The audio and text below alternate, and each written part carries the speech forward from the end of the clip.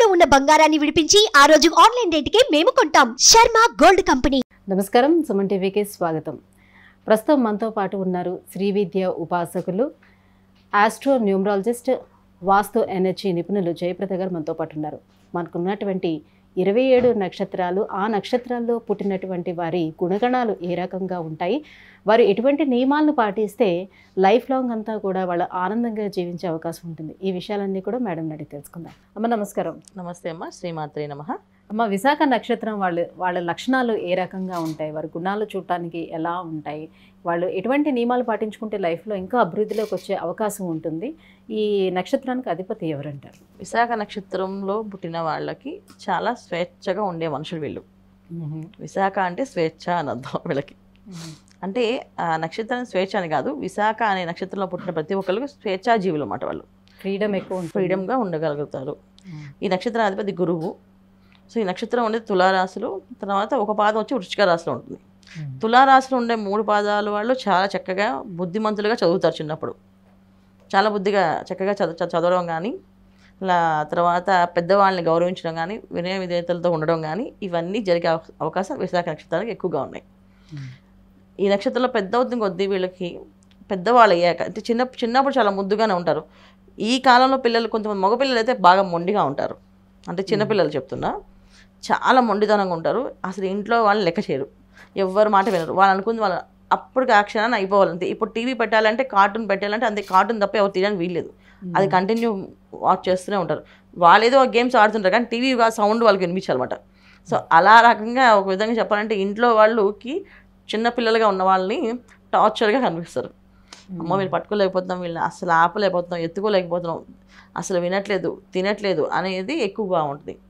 So once వీళ్ళు పెద్దవాళ్ళు అయిన తర్వాత వీళ్ళ నాలెడ్జ్ అనేది చాలా హై నాలెడ్జ్ అన్నమాట. చూడ్డానికి చాలా సామాన్యంగా కనిపిస్తారు, వాళ్ళకి ఏం తెలుసులే అని చెప్పేసి, కానీ చాలా విషయాలు చక్కగా చెప్తారు అన్నమాట. ఏదైనా అడిగితే, క్వశ్చన్ అడిగితే ఆన్సర్ గట్టిగానే ఇస్తారు, గట్టిగానే మాట్లాడతారు. కొంతమంది కొంచెం ఈ వృశ్చిక రాశిలో ఎవరైతే ఉన్నాయో నక్షత్రం 4వ పాదం ఉందో, ఈ నక్షత్రాలకు బాగా మొండిగా కొని ఉంటారు. గట్టిగా సమాధానం చెప్పడం కానీ, నేను ఇంతే అని చెప్పడం కానీ, రూల్స్ రెగ్యులేషన్స్లో వాళ్ళు ఫాలో అవ్వడం కానీ, ఇవన్నీ ఎదురు వాళ్ళతో ఫాలో చేయించడం కానీ ముందు ఉంటారు ఈ నక్షత్రం వాళ్ళు. అయితే ఆడవాళ్ళు ఏ రకంగా ఉంటారు ఈ నక్షత్రం? ఆడపిల్లల విషయం వచ్చినప్పుడు కొంచెం డిఫరెంట్ ఉంటారు. మగవాళ్ళు కొంచెం పద్ధతిగా ఉంటారు, ఆడపిల్లలు కొంచెం ఫ్రీడమ్గా ఉంటారు. అంటే ఈ కాలంలో అయితే వాళ్ళు ఫ్రీడమ్ అని అనాలి. ఎందుకంటే చిన్నప్పటి నుంచి అయితే మామూలుగా అయితే మామూలుగా ఒక 40 years బ్యాక్ ఇలా ఉంటే ఒప్పుకునేవాళ్ళు కదా ఆడపిల్లల్ని. కానీ ఇప్పుడు ఆడపిల్లలు అందరూ ఎలా ఉంటారంటే, మా ఇష్టం వచ్చినట్టు ఉంటాం, ఒక పద్ధతిగా. అబ్బాయిలతో సమానంగా ఫ్రీడమ్ కోరుకుంటున్నారు. అబ్బాయిలతో సమానంగా కాదు, అబ్బాయిలకి మించిన ఫ్రీడమ్ ఉంటుంది ఈ నక్షత్రంలో వాళ్ళకి. అబ్బాయిలు ఇంకా ఒక లైన్ గీస్తే ఆ లైన్ దాటుకొని ఉండగలుగుతారు, కానీ అమ్మాయిలు అలా ఉండరు.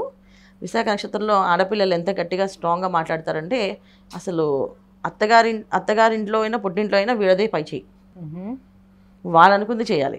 సో మేము చెప్పినట్టే చేయాలి, ఆ విధంగా మాట్లాడతారు. అంటే అలాగని మొండిగానే కాదు, చాలా తెలివిగా మాట్లాడతారు. అబ్బాయిలు కూడా అంతే తెలివితేటలతో ఉంటారు. అబ్బాయిలు తెలివితేటలతో ఉంటారు కానీ వాడరు, కానీ వీళ్ళు వాడతారు. పిల్లలు, ఆడపిల్లలు వాడతారు. అబ్బాయిలు తెలివితేటలు ఉన్నా వాళ్ళు పాపం ఇక్కడ చెప్తే వీళ్ళు ఏమనుకుంటారో, ఎలాగా రిసీవ్ చేసుకుంటారో, ఏ రకంగా ఇబ్బంది పెడతామో ఒకవేళ మనం అని ఒక క్షణమైనా ఆలోచిస్తారు. అమ్మాయిలు అయితే అలాంటి మొహమాటం ఏం లేదు, చక్కగా వాళ్ళు అనుకున్న తెలివితేటలని చెప్పేసి మాకు ఇలాగే ఉండాలి, అది డే 1 నుంచి అలాగే ఉంటారు. ఇండిపెండెంట్గా ఉంటారా? అంటే ఇండిపెండెంట్, స్వేచ్ఛ, ఎవరి మీద డిపెండ్ అవ్వరు నన్ను వీళ్ళు. సో ఇవాళ చదువుకున్నా చదువు లేకపోయినా ఆడపిల్ల విశాఖ నక్షత్రం పుట్టింది అంటే అమ్మాయి ఇండిపెండెంట్, నేను సాధించుకోగలను, నేను సంపాదించుకోగలను, డోంట్ వరీ, నా కోసం మీరు ఏమి ఇవ్వక్కర్లేదు. పేరెంట్స్ కూడా ఇది చెప్తుంది, మీరు నా కోసం ఏమి ఇవ్వక్కర్లేదు, నేను చేసుకోగలను అని. సో చాలామంది వివాహం అవ్వకపోవడానికి కారణం కూడా ఒక నక్షత్రం ఇది. విశాఖ నక్షత్రం వాళ్ళకి వివాహాలు కూడా అవ్వట్లేదు ఈ నక్షత్రంలో వాళ్ళకి. ఎందుకు అవ్వదు అంటే వాళ్ళకున్న చాలా రూల్స్ అన్నమాట. ఆ రూల్స్లో కరెక్ట్గా మ్యాచ్ అయితేనే వివాహం చేసుకుంటారు, లేకపోతే చేసుకోరు. అమ్మాయిలైనా అంతే. అబ్బాయిలు కాస్త వింటారు, మీరు మీరు అడిగే అబ్బాయిలు అలా ఉంటారు, అబ్బాయిలు ఉంటారు. 90% అబ్బాయిలు ఉంటారు, 100% అమ్మాయిలు ఉంటారు. సో వాళ్ళు 10% కొంచెం విషయాలు వింటారు. ఓకే, అమ్మ చెప్పింది సరే, నాన్న చెప్పారు, నాన్న కోసమో అమ్మ కోసమో లేకపోతే వాళ్ళ ఫ్రెండ్స్ కోసమో ఎవరికో ఒకరి కోసం డిపెండ్, వాళ్ళ కోసం నేను చేస్తాను అనే ఫీలింగ్ ఉంటుంది. కానీ అమ్మాయిలు అయితే ఎవరి కోసం చేసే పని లేదు. మరి ఆరోగ్య విషయంలో ఎలా ఉంటుంది వాళ్ళు? ఖచ్చితంగా హెల్త్ ప్రాబ్లమ్స్ అనేది పెద్దగా ఉండవు నాన్న వీళ్ళకి. 40 తర్వాత వీళ్ళకి హెల్త్ ప్రాబ్లమ్స్ చాలా ఇబ్బంది పెట్టే అవకాశం ఉంటుంది. ఎందుకంటే దశలు వీళ్ళకి యోగించే దశలన్నీ అయి తర్వాత ఇబ్బంది పడే దశలు వస్తాయి ఈ నక్షత్రం వాళ్ళకి. సో అప్పుడు వీళ్ళు కొంచెం వీళ్ళు అనుకున్నవి సాధించలేకపోవడం, ఎంత మొండితనంగా దూసుకు వెళ్తారో అంత వెనక్కి మళ్ళీ తిరిగి రావడం ఇవి జరుగుతాయి. కానీ కింద పడిన చెయ్యి మా పై అది ఏమంటారు సామెత ఉంటుంది కదా, కింద పడిన మాదే పై చేయి అని, ఆ తత్వం ఎక్కువగా ఉంటుంది. సో బాగా ఏంటంటే మొండితనం ఎక్కువగా ఉంటుంది, భక్తి చాలా తక్కువగా ఉంటుంది అమ్మాయిలకి. అబ్బాయిలకి మళ్ళీ భక్తి ఉంటుంది. సో ఇక్కడ ఒకే నక్షత్రంలో పుట్టిన అమ్మాయిలకి అబ్బాయిలకి ఎంత డిఫరెన్స్ ఉందో చూడండి. ఒకే నక్షత్రంలో చాలా ఆపోజిట్లో. సో అమ్మాయిలు చాలా తక్కువ మంది పూజ చేయడం కానీ భగవంతుని ప్రార్థన చేయడం కానీ చాలా తక్కువ మంది, అంటే లిమిట్ ఆఫ్, అంటే మనం ఒకళ్ళు ఇద్దరు ముగ్గురు నాలుగు చేయొచ్చాము కానీ నాకు తెలిసి 99% చేయరు. కానీ కొంతమంది చేస్తారు, అదే పూర్వజన్మ సుకృతమో గత జన్మ ప్రారంభం అని అంటారు. అలా కొంతవరకు చేయడానికి ఇష్టపడే అమ్మాయిలు ఉన్నారు. నాకు తెలిసి జాతకాల్లో ఇప్పుడు దాకా చూసిన జాతకాలు అయితే ఏ అమ్మాయి పూజ చేయలేదు నాన్న. అసలు రెమెడీస్ చెప్తా కూడా నా వల్ల కాదండి, సింపుల్గా రెమెడీస్ కూడా మేము చేయలేమని చెప్పే అమ్మాయిలే ఉన్నారు. అబ్బాయిలు అన్ని A to Z అన్ని రెమెడీస్ చేసే వాళ్ళు ఉన్నారు. మళ్ళీ మీరు ఏం చెప్తే అది చేస్తామని చెప్పే వాళ్ళు కూడా ఉన్నారు. అంటే వృత్తిపరంగా చూసుకునేటప్పుడు ఉద్యోగాల్లోనే సెటిల్ అవుతారా, లేకపోతే మేము అట్లా బానిసల్లో ఉండము, మాకు మీరు అంటున్నారు కదా ఇండిపెండెంట్గా ఉంటారు వీళ్ళని, సో వ్యాపారాలు ఎక్కువ చేసే అవకాశం ఉంటుంది? ఎట్లా? వ్యాపారాలు చాలా తక్కువ ఉంటుంది, ఎందుకంటే ఎప్పుడైతే మనం సెల్ఫిష్ ఉంటామో భగవంతుని హెల్ప్ అనేది ఉండదు. ఎప్పుడు మనం స్వార్థంగా ఆలోచిస్తామో అప్పుడు ఆ స్వార్థానికి తోడు ఎవరు ఉండరు, మనమే ఉంటాం. వీళ్ళు ఉద్యోగాల్లోనే చేస్తారు, ఉద్యోగంలోనే వాళ్ళ ఉద్యోగం వరకు వాళ్ళు చేయగలుగుతారు, వాళ్ళ లైఫ్ వాళ్ళది ఎంతవరకు వాళ్ళ జాబ్ అది చేసి వస్తారు.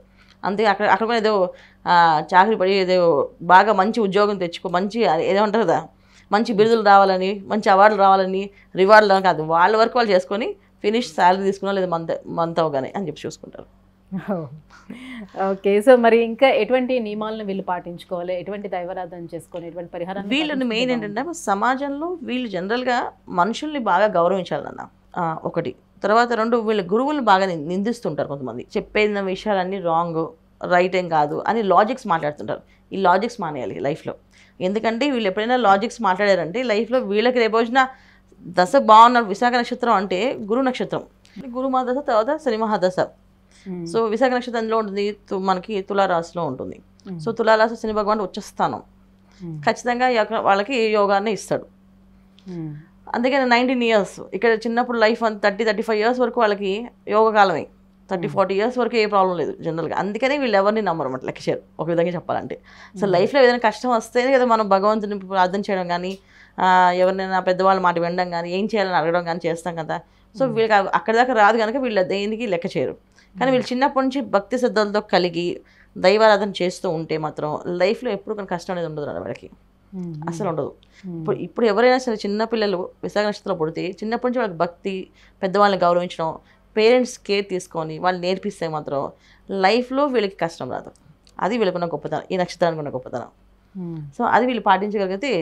సో ఈ నక్షత్రానికి అధిపతి గురువు కాబట్టి చిన్నప్పటి నుంచి ఒక దారిలోని పెడితే చక్కగా వెళ్తారు. చాలా చక్కగా చిన్నప్పటి నుంచి తల్లిదండ్రులు పేరెంట్స్ చాలా కేర్ తీసుకొని వీళ్ళు నేర్పించాలి. దైవ భక్తి, గురు భక్తి, పెద్దవాళ్ళని రెస్పెక్ట్ ఇచ్చి మాట్లాడడం, తప్పు రైట్ పెద్దవాళ్ళకి ఎదురు చెప్పకుండా ఉండడం, ఈ లక్షణాలు కనుక పిల్లలకి నేర్పించగలిగితే లైఫ్లో వాళ్ళు కష్టపడకుండా సక్సెస్ అవుతారు. అది యోగమైన కాలం. అంటే చాలామందికి జనరల్గా నక్షత్రం గురు నక్షత్రం అయినప్పటికీ నక్షత్రానికి ఉండే రాశి లక్షణాలు కూడా ముందు రావాలి కదా. సో ఎప్పుడైతే ఆ రాశి శని భగవాన్ అక్కడ ఆ రాశిలో ఉచ్చి పొందుతాడో మంచి సూపర్ వెళ్ళే అవకాశం ఉంది, వీళ్ళ లైఫ్ చాలా హ్యాపీగా వెళ్తుంది. కానీ వీళ్ళు చేసే పనులు అంటే మన చేతులారా చేసుకునే కర్మలు అంటారు కదా కొన్ని, ఆ చేతులారా చేసుకునే కర్మలే వీళ్ళు 40 years అయితే అనుభవిస్తారు, చిన్నప్పుడే అనుభవించరు. ఇలా ఉన్న దేవుడికి ప్రార్థన చేయండి, చేయకపోండి, మంచి లైఫ్, మంచి లైఫ్ స్టైల్, మంచి జాబ్ వచ్చేస్తుంది. ఆఫ్టర్ 40 years అయితే చేసిన తప్పులన్నిటికీ పరిష్కారాలు, పనిష్మెంట్లు అన్ని కలియుగంలో అనుభవించాలి మనం ఖచ్చితంగా. ఇది కలియుగం అంతే.